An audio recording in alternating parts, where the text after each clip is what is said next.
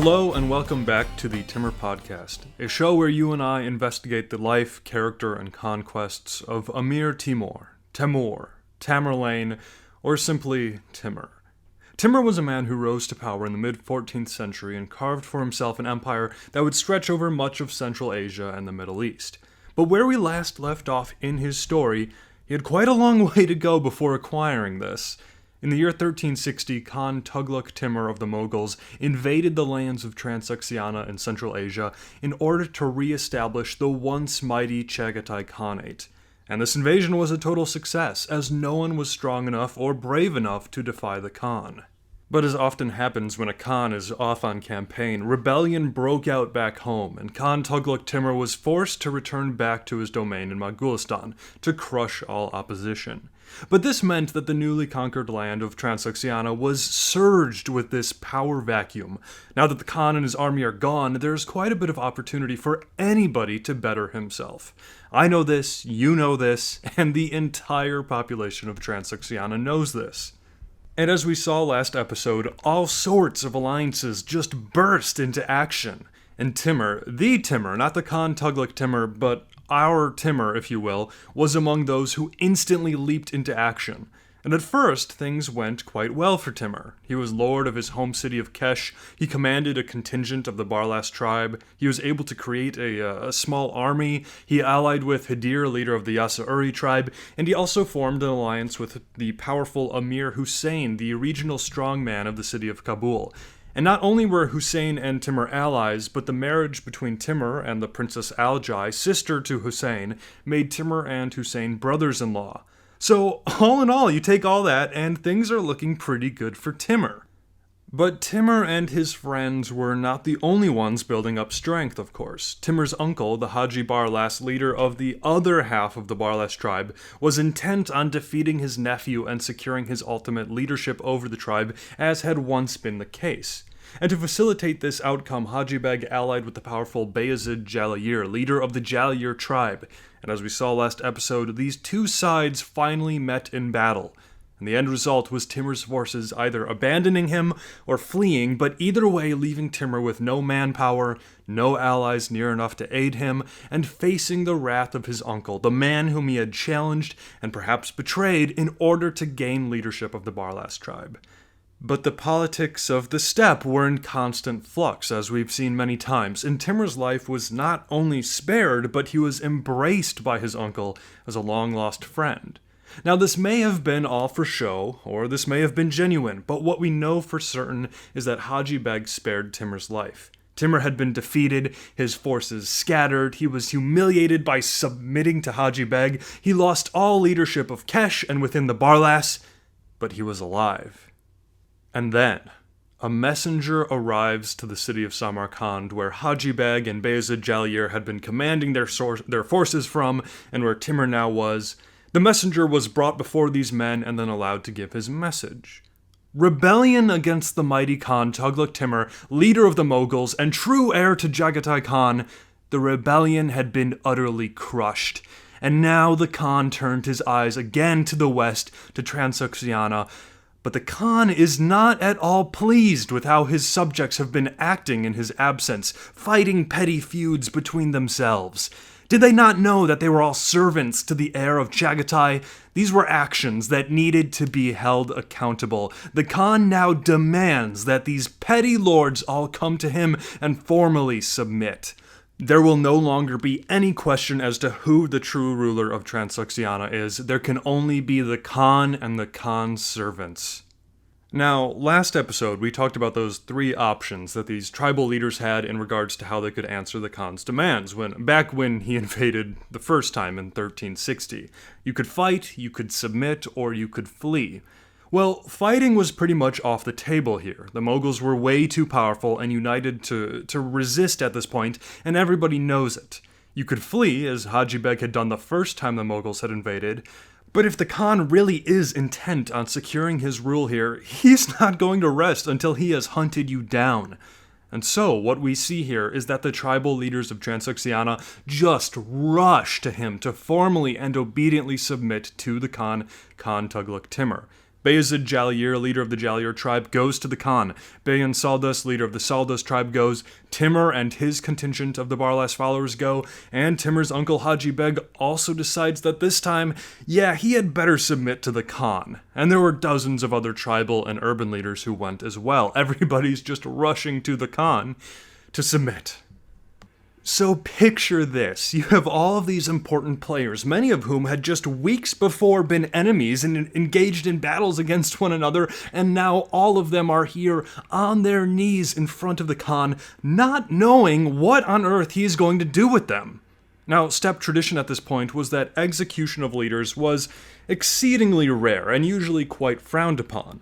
This may have stemmed from the long Mongol tradition of believing that the spilling of blood of men in leadership was a sin against the gods. But wherever it came from, apparently the execution of enemy leaders was not too common here.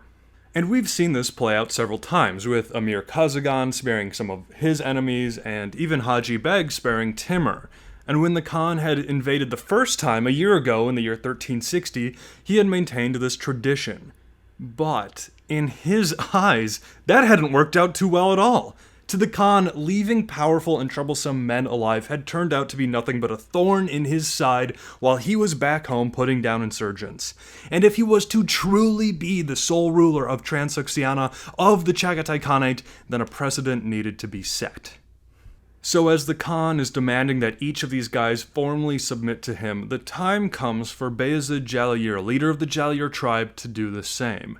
And when Bayezid is asked to give up the keys to the city of Samarkand, apparently he showed a bit of resistance to this idea. The city of Samarkand was rich and growing, and perhaps Bayezid wasn't too eager to let such a prize out of his grasp.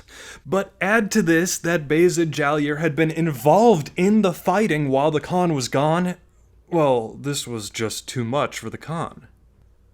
"Kill him," utters the Khan. And instantly the Moghul guards descend on the terrified Bayezid Jalir, who no doubt was pleading and crying for mercy. But the Khan had made his decision. Bayezid Jalir was dragged out, forced to kneel, and swiftly beheaded. Now imagine that you and I are there, with Timur, with Bayan Saldus, with all these other important and powerful men. We are surrounded by armed Moghul warriors, with no hope for escape, let's be clear. And now lying before us is the decapitated head of a man who had just a few days before been one of the most powerful men in all of Transoxiana. This was Bayezid Jalir, leader of the Jalir tribe, which was one of the oldest and most important tribes in all of the land between the rivers. This was the man who had held the keys to Samarkand, but none of that power was enough to save him. And now as his lifeless corpse is being dragged away by the guards, you can feel the terror and utter dread just seeping into your bones. None of our power, none of our men, our money, our land, none of that means anything to the Khan. He holds our lives in his hands and will do whatever he wants with us. And this is where Timur is, at the complete mercy of the Khan.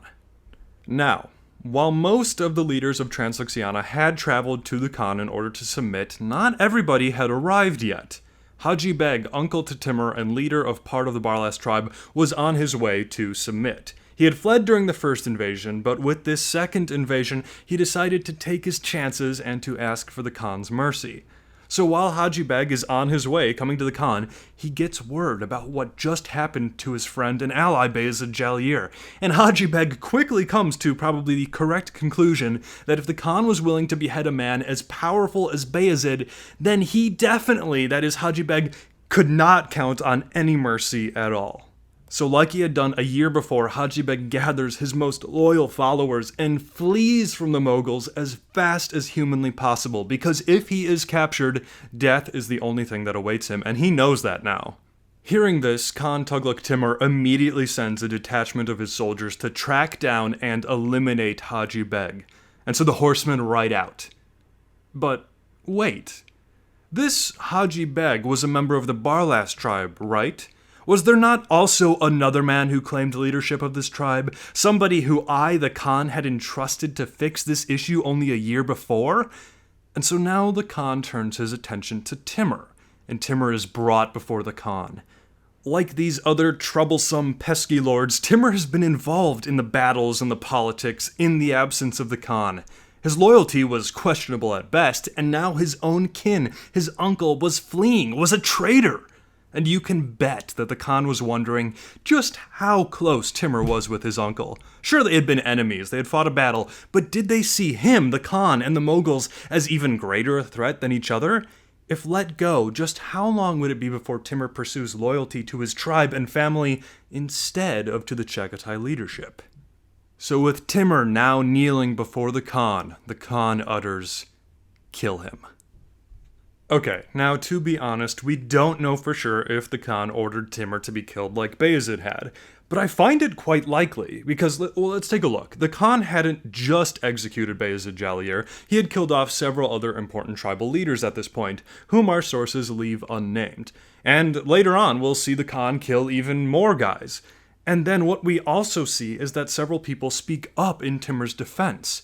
And if we know they're speaking in Timur's defense, and we know that the Khan is executing all these other guys, it seems pretty safe to me that, yeah, the Khan was probably intent on killing Timur. Plus, it makes for a more dramatic retelling, so let's just go with it, okay? So like I just said, several men approach the Khan and humbly request an audience. A Moghul officer and longtime friend to Timur's family speaks out and defends Timur as a competent ruler who had only done what he saw as best for his people and had never once done anything against the Khan. Apparently, several Moghul soldiers also were either friends to Timur or believed him to be honorable, and they also submitted their pleas to the Khan.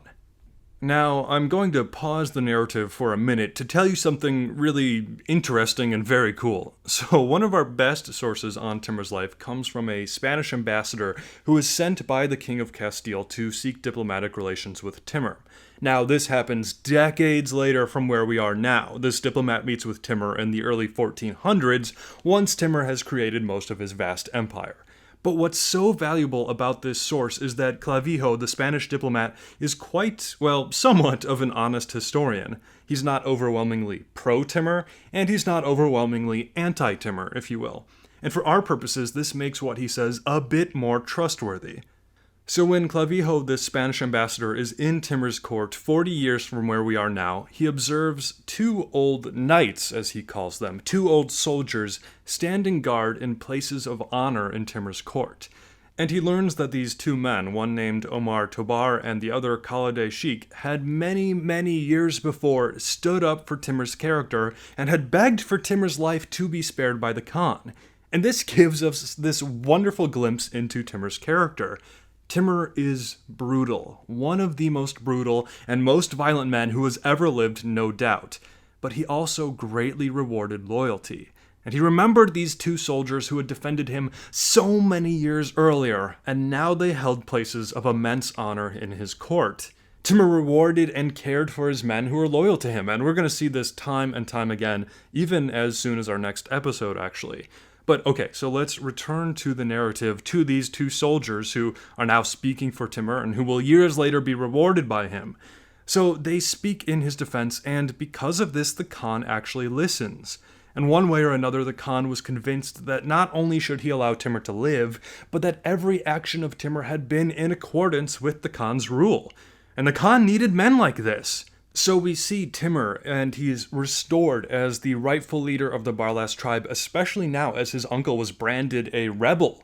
And Timur is also made governor of his city of Kesh again, and he's also rewarded with the leadership of some soldiers. Timur's autobiography goes so far as to claim that the Khan awarded him the rule of all of Transoxiana, but this I find nearly impossible to believe. But anyway, the situation was still not completely solved for Khan Tughlugh Timur. Haji Beg and his Barlas loyalists were still on the run, and oh, wait, check that list again. Wait a minute. Not everybody has come before the Khan to submit. Amir Hussein, grandson to Amir Khazagan, ruler of Kabul, and proud believer that he was the rightful ruler of Transoxiana, he has not come to bow to the Khan.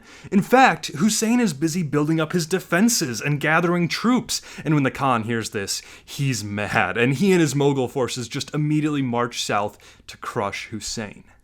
And this puts Timur in a bit of an awkward situation. He had just been spared by the Khan and restored to leadership by the Khan. His loyalties were to the Khan. But Hussein was his ally, his friend, and his brother-in-law as well. But while the Khan was marching on Hussein, news arrived about Haji Beg, Timur's uncle. After the Mughal pursuers had caught up with him, Haji Beg turned and gave battle, which resulted in his forces being scattered and him fleeing into the land of Khorasan. And it was here in Khorasan, a region which is in modern-day Iran, that Haji Beg meets his end. With no army, few followers, Haji Beg was utterly defenseless, and he was killed here by either a gang of thieves or by the local rulers. And this meant that Timur was now the undisputed leader of the Barlas tribe. According to some of our pro-Timur sources, Timur was actually allowed by the Khan to travel to Khorasan to track down his uncle's murderers and in turn kill them in order to avenge his uncle's death. After all, family is family. And this may indeed be what happened because it doesn't appear that Timur accompanied the Khan and the Moghuls on their campaign against Amir Hussein. So while Timur is doing his Timur thing, either avenging his uncle in Khorasan or ruling in his city of Kesh, his brother-in-law, Amir Hussein, marched out to meet the Moghuls in combat. And it's here that we get a small picture of some good old family tribal vengeance. So Hussein was a powerful man, to be sure, but there were many other men who were eager to take his place, of course. And as such, this competition that he has to stay on top of often leads to violence. Just ignore that last sentence. And in one case, Hussein kills a tribal leader in order to secure his rule, not too out of the ordinary. Now, jump ahead a year to this battle in which Hussein is faced up against the Khan. Well, the brother of that man Hussein killed a year before was a commander in Hussein's army. He actually may have commanded Hussein's entire front line. And this man had not forgotten what Hussein had done to his brother before. So as battle commences, we see a situation that we will certainly see again in the future, and that is this large contingent of troops, led by this angry brother, switches sides and joins up with the Moghuls.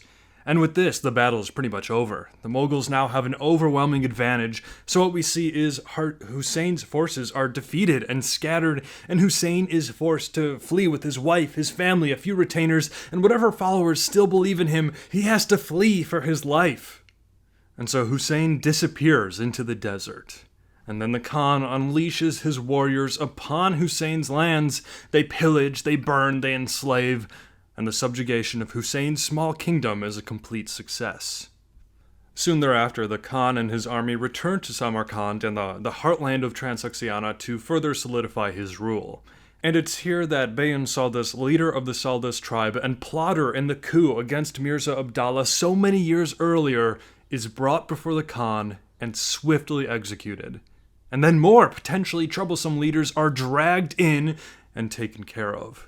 These executions may have helped the Khan's rule in the short term, but will these decisions come back to bite him in the future? Well, we'll just have to see in future episodes. But I'll give you a hint now, and that is, yes, these will absolutely come back to haunt him. As for Timur, though, Timur's in a great place, actually. His uncle may now be dead, sure, and that's a travesty, but it's awfully convenient as it left Timur as the now undisputed leader of the Barlas tribe and as the ruler of Kesh. What's more, the Khan seems to have taken quite a liking to Timur and saw him as somebody who would be both competent and loyal, and loyalty was what the Khan desperately needs now. Because now he's received word that again, rebellion has erupted in his homeland of Moghulistan in the east in his absence. So this means that, like he had done before with his first invasion of Transoxiana, the Khan again has to go back home to fight these rebels. But the Khan is not going to let that power vacuum emerge here again while he's gone. So in the year 1363, he sets up his son Ilyas Hoja to rule Transoxiana in his absence and in his name. And to help his son, the Khan puts a man named Bikijek as the number 2 guy. And then, because he saw the merit and potential in this young man, the Khan actually elects Timur to be an advisor to his son as well, which means that Timur essentially is the third most powerful man in Transoxiana at this point. But with this, the Khan left to return back to Moghulistan to put down the second pesky rebellion. And here's what happens next. It's a bit confusing in the sources, but this is what appears to have happened.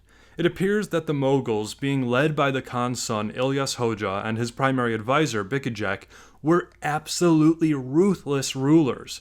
High taxes, rampant pillaging, corruption, things like that. And we've seen how dearly these tribes had held their autonomy and freedom before. They certainly did not appreciate the brutality of this new Moghul rule. But what could they do? Apparently, Timur did everything he could to speak out against this. After all, he wasn't a Moghul, he was a son of Transoxiana. But time and time again, he was unable to make any difference. And then we are given two specific events that seemed to have tipped Timur over the edge. The first instance came when Moghul officers seized young girls from Samarkand in order to make them their wives. And then after this, the second instance comes when Moghuls imprison several esteemed Islamic religious leaders who might have been descendants of the Prophet himself. Now, these events may have been later propaganda added to make Timur's cause look more just and godly, but either way, this is an occupation of territory by an abusive foreign power. I'm sure similar things happened here if these exact instances didn't. Occupying soldiers typically aren't nice guys. And so while all of this is going on, Timur is doing what he can to speak out against it, but to no avail. And eventually it seems that Ilyas Hoxha grew tired of Timur's opposition, or perhaps it was his advisors who planted lies about Timur in his head, or perhaps Timur was indeed trying to outright rebel, but the result is that Timur is essentially banished, maybe even being forced to flee for his life. And just like that, Timur's second bid for power has completely fallen apart. He doesn't have his tribe, he doesn't have Kesh. All he had with him now is his wife, the Princess Aljai, and a handful of his closest soldiers and friends. The son of Khan Tughlugh Timur, Ilyas Hoxha, has banished Timur. Now Timur is a refugee as well.